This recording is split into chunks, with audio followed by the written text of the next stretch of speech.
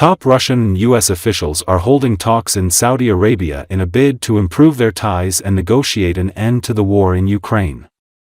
According to Assosicted Press U.S. Secretary of State Marco Rubio and Russian Foreign Minister Sergey Lavrov met in Riyadh on Tuesday. The meeting between the two countries' top diplomats in Riyadh would be their most significant since Russia invaded its neighbor almost 3 years ago, and is meant to pave the way for a meeting between U.S. President Donald Trump and Russian President Vladimir Putin. Earlier this month, Trump upended U.S. policy toward Ukraine and Russia, saying he and Putin had agreed to begin negotiations on ending the war.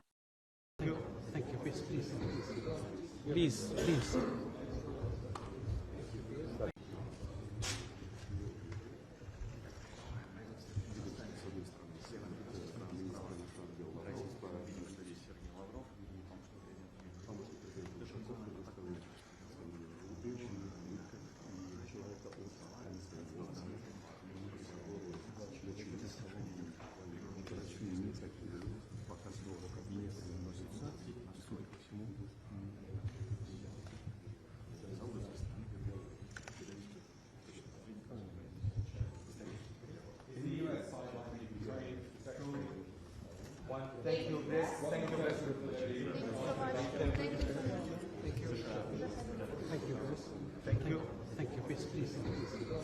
Please.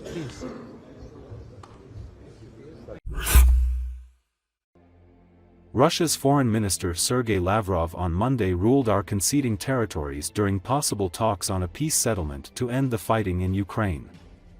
According to Associated Press, the Russian top diplomat mocked a question about possible territorial concessions his country would be ready to make during peace talks, claiming any turnover of territories would endanger Russians living there.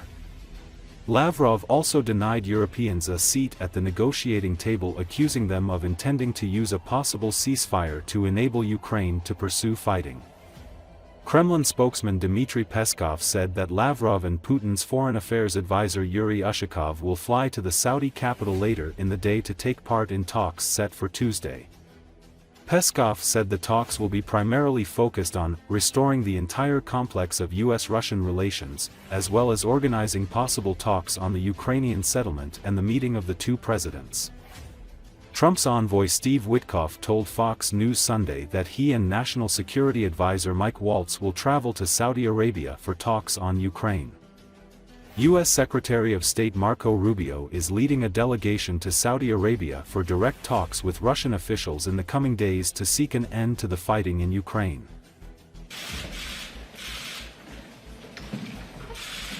И вы хотите, чтобы даже мысль какая-то присутствовала на переговорах об урегулировании относительно того, что какие-то территории нужно еще уступить. Уступить-то как? С людьми, с русскими? Или без людей? С одними редкоземельными металлами?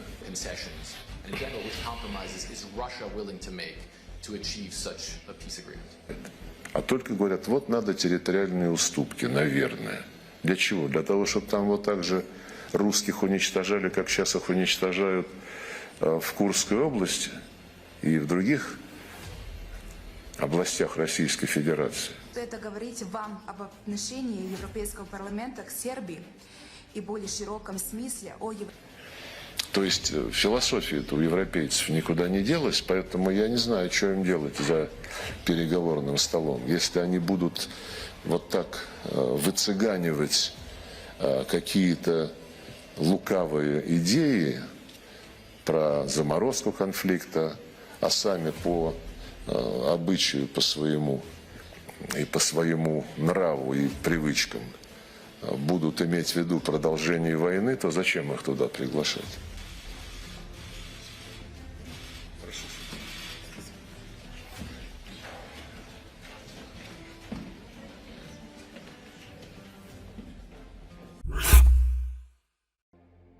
The United Arab Emirates kicked off Monday an international weapons fair in the capital Abu Dhabi, with the participation of 1,800 experts and specialists in the military industry.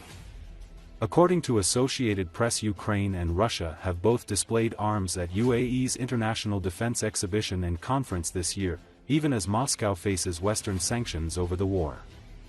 Ukraine's Foreign Minister Andriy Sybiha visited his country's stands on Monday afternoon, as Russian companies tried to sell helicopters and other weaponry opposite. "We could produce 4 million drones per year despite the war," Sybiha told journalists. "We could test these drones or our products immediately at the battlefield. That's why they are really of the high quality. So I'm really proud, as a minister of a country in war, to visit the exhibition," he added.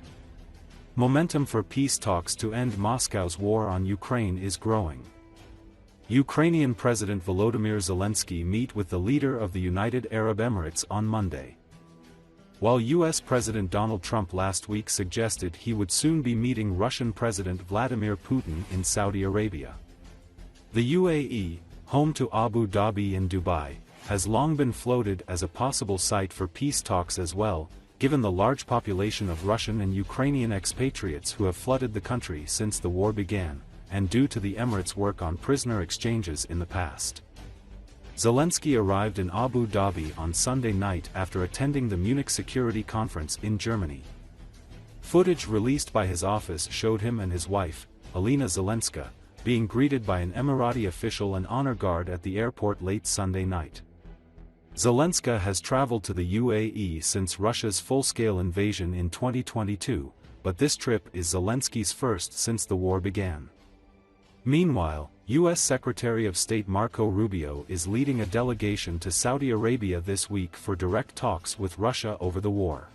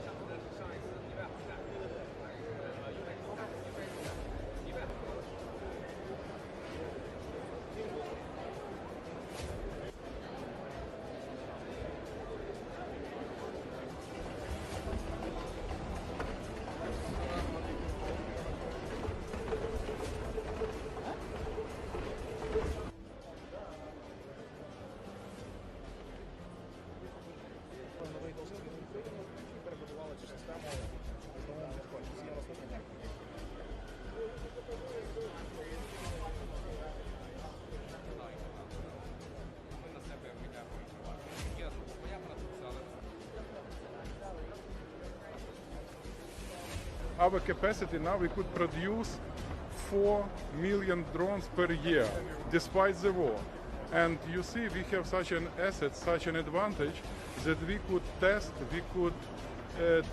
these drones or our products immediately at the battlefield. So that's why they are really of the high quality. So I'm really proud, as a minister of the country which is in war, to visit, you see, exposition of Ukrainian producers. They are really great, and it is our contribution in world stability and transatlantic security.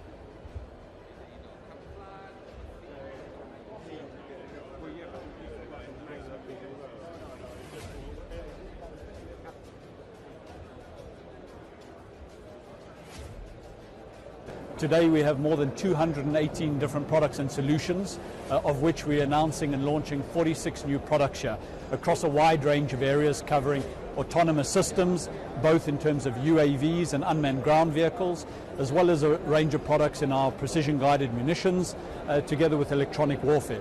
These are really three core domains that we are focusing on advancing technology and bringing new disruptive products to the market.